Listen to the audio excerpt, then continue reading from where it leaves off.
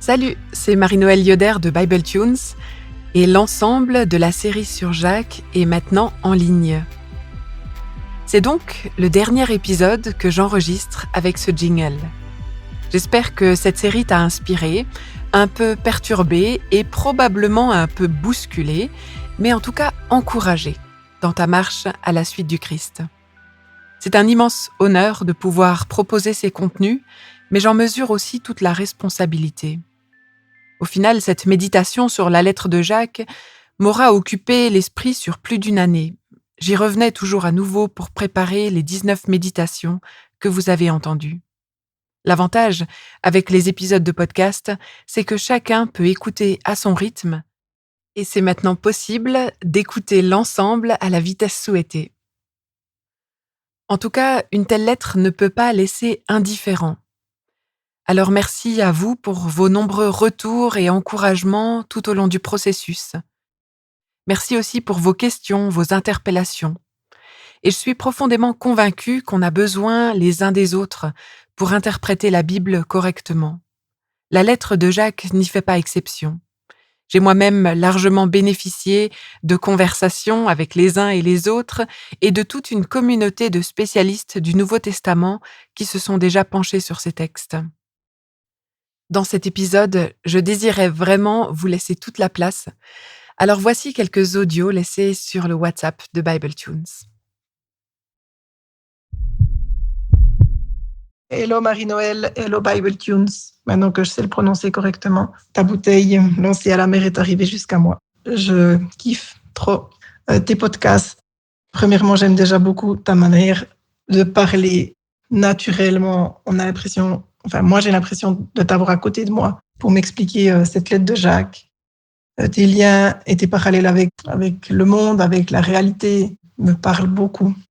Donc merci beaucoup à toi. J'ai apprécié beaucoup de podcasts, je les ai tous appréciés. Ceux qui m'ont parlé le plus, c'est peut-être la sagesse, cette sagesse qui vient d'en haut pour le dernier. Mais là où je suis restée bien accrochée, c'est sur le thème de veiller sur sa langue, sur nos mots, sur notre parole, et tout ça en lien avec ma vie de maman, ou comme tu le dis si bien, ou comme tu l'expliques, cette langue qui peut dire du bon, mais qui peut aussi dire du mal, qui peut aussi faire des destructions massives, ça commence aussi en nous, comme tu l'expliques, à l'intérieur de nous. Et ça finit par déborder sur les autres. Pour moi, c'est dans mon rôle de maman où souvent on aimerait pouvoir dire des mots encourageants à nos enfants, les fortifier, à leur donner confiance en eux, à les faire grandir avec sagesse, les affermir, pousser dans une bonne direction. Et en fait, si souvent, ma langue, elle fourche. Et dans les excès dans les débordements, bien ma langue devient destructrice. Et j'ai beaucoup, beaucoup aimé ce verset que tu as cité, que ma bouche, ô Éternel, reste sous ta surveillance, veille aux portes de mes lèvres. Et pour moi, ça m'a beaucoup, beaucoup touchée. Et j'essaie de le prendre dans mon quotidien et d'essayer dans les moments où je me sens remplie de colère ou de frustration, d'avant d'ouvrir la bouche, de me dire non, le Seigneur, il est aux portes de ma bouche. Et là, c'est pas ça que je dois dire, en fait. Ça marche pas tout le temps, mais je suis en route. Et tes podcasts m'ont beaucoup aidé à prendre conscience de ça. Et je te remercie. Mais en tout cas, sois encouragé pour Bible Tunes, pour ton travail, pour ton engagement. Et merci beaucoup.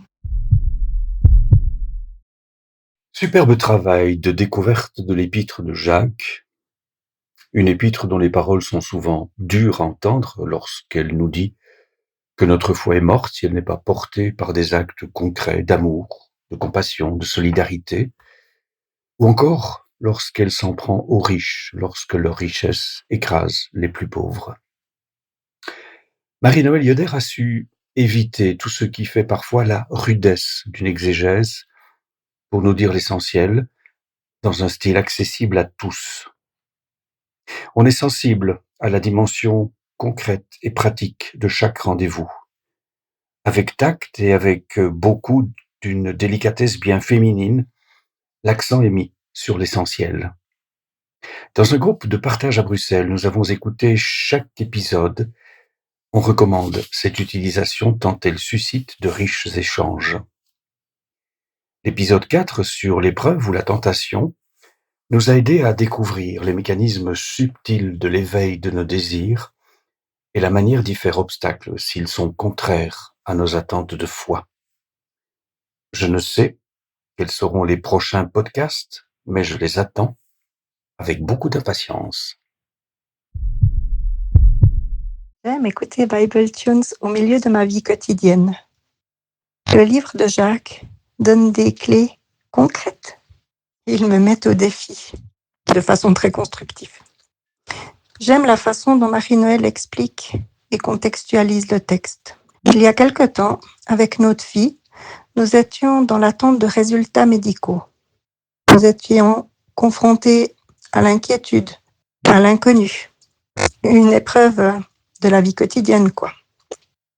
Avec notre fille, j'ai écouté les épisodes 2 et 3 du livre de Jacques sur les épreuves. Nous avons demandé ensemble la sagesse de Dieu et nous lui avons fait confiance, sachant que lui tenait tout entre ses mains. Nous avons reçu sa paix et notre regard a changé sur la situation. La crainte a été mise à la bonne place. C'était très concret pour nous. Bonjour Bible Tunes et heureuse de savoir que tu es sur WhatsApp. Quelle bonne idée.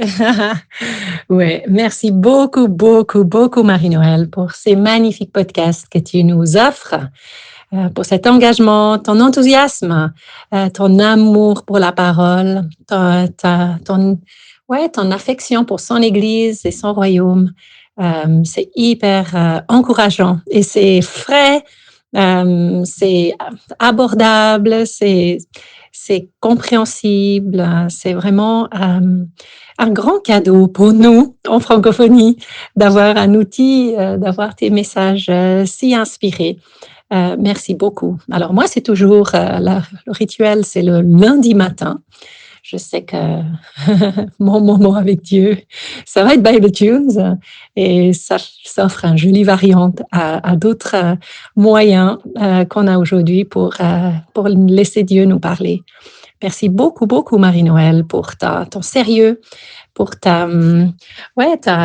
comment tu travailles de manière systématique et de manière, je suis admiratif du façon très concret et comment dire ça? Ce qui me touche chez toi, c'est ton systémique. Et on sent que c'est pérenne et c'est quelque chose que tu vas pas lâcher aussitôt. Et c'est un cadeau pour nous en francophonie. Belle année à toi, Bible Tunes, et toi, Marie-Noël. Bye bye. Salut Bible Tunes. Je voulais te laisser ce petit message pour te dire que j'aime beaucoup ce que tu fais.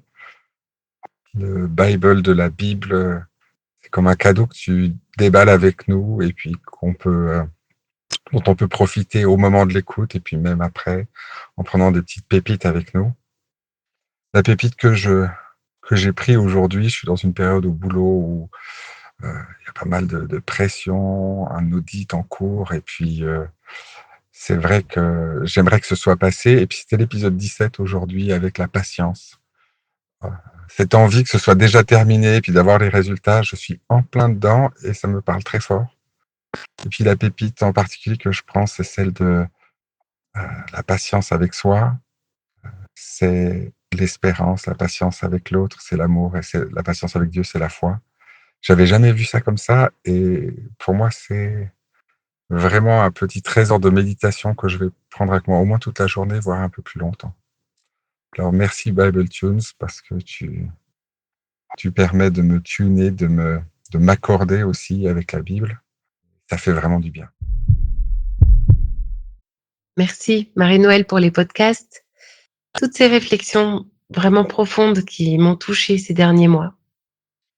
Un des épisodes qui m'a particulièrement parlé, c'est celui sur la langue pour ma vie personnelle. Je réalise à quel point c'est un défi de veiller sur sa langue, sur ses paroles, mais ça a fait écho aussi comme un clin d'œil de Dieu à ma vie professionnelle en tant que logo-orthophoniste. La langue est puissante avec ses 17 muscles et elle ne sert pas seulement qu'à bien articuler les sons, elle est centrale aussi pour 2 autres fonctions vitales qui sont au cœur de mes échanges avec les patients. Hem, la première, c'est que de la posture de la langue découle une bonne, oxygénation, une bonne ventilation et la deuxième fonction, c'est celle de l'alimentation. La langue, elle permet de s'alimenter, de manger correctement, de boire aussi et dans la foi comme dans la vie, on a besoin de respirer, de se laisser traverser et porter par le Saint-Esprit. On a besoin de nourriture spirituelle aussi au quotidien.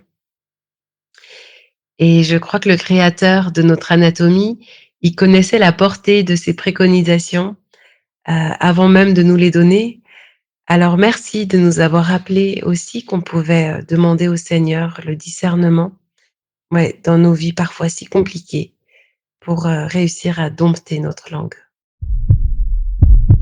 Salut Marie-Noël. Je te donne un peu du retour sur ton podcast parce qu'il y a plein de choses qui me parlent dans ce que tu dis. Déjà dans le deuxième, où tu parles de persévérer dans l'épreuve, ça m'a beaucoup parlé parce que nous, on passe dans pas mal d'épreuves ces temps et puis ouais, ça m'encourage à vraiment tenir bon dans tout ce qu'on est en train de faire et puis de pas lâcher et puis même si c'est dur par moments, que on va être guidé et puis Dieu va nous récompenser pour tout ce qu'on est en train de vivre. Puis aussi le troisième où tu parles de prier pour la sagesse. C'est vraiment quelque chose qui me parle beaucoup parce que dans notre groupe de mères en prière, on prie très très souvent pour avoir la sagesse dans l'éducation de nos enfants, de savoir comment réagir dans quelle situation, parce que on est toujours vraiment aussi au bout de nos nerfs avec les enfants, et puis c'est pas toujours évident de rester calme. Et puis ce qu'ils nous font dans ces moments, c'est vraiment la sagesse. Alors du coup, ça m'a vraiment vraiment parlé. Et puis aussi, dans ma situation de vie dans laquelle je me trouve pour l'instant, j'ai dû faire des choix pour un nouveau travail. Et puis, on pense savoir ce qui est bien pour nous, ce qu'on a envie de faire, mais en même temps, il nous faut tellement de sagesse pour voir et comprendre ce que Dieu il a prévu pour nous. Et puis, j'ai vraiment aussi eu plein de sagesse maintenant pour prendre des décisions. Et puis, pour finir, je dois dire que je crois que j'ai bien choisi parce que j'ai eu la sagesse de Dieu dans ces décisions que j'ai dû prendre. Et puis, on verra ce que ça donne pour la suite. On verra bien. Mais je pense que Dieu, il m'a vraiment bien guidée. Et puis, voilà. Puis merci beaucoup pour tes podcasts. Ça me fait vraiment du bien d'écouter. J'écoute ça sur le chemin de travail, dans la voiture. Là, j'ai vraiment le temps tout seul. Et puis, ça fait du bien. Merci beaucoup. Et puis, une toute belle journée. Ciao. Un grand merci à toi de vivre cette aventure avec moi. Pour qu'ensemble, et je crois que c'est ça le but, on puisse grandir dans la foi, grandir en maturité, approfondir les enseignements de l'Écriture et avancer dans une direction qui cherche à honorer Dieu. Alors pour la suite, je vais démarrer le livre d'Esther le 10 mars, après une semaine de pause. La semaine du 10 mars, le timing est parfait puisque c'est la semaine de Pourim, cette fête juive articulée autour du livre d'Esther. Alors je me réjouis de partager ce nouveau monde avec toi dans les prochains épisodes. Et d'ici là, je t'invite à lire ou à écouter cette histoire en entier pour bien te familiariser avec les détails surprenants. Si le format BibleTunes te plaît et que tu veux le soutenir financièrement et que tu peux le faire, n'hésite pas à m'écrire à mn.yoder@bibletunes.com. Tu trouveras aussi toutes les informations pour un versement en euros ou en francs suisses sur le site bibletunes.com/fr. Un grand merci pour ton soutien et au plaisir de redémarrer un parcours avec toi sur un autre livre de la Bible.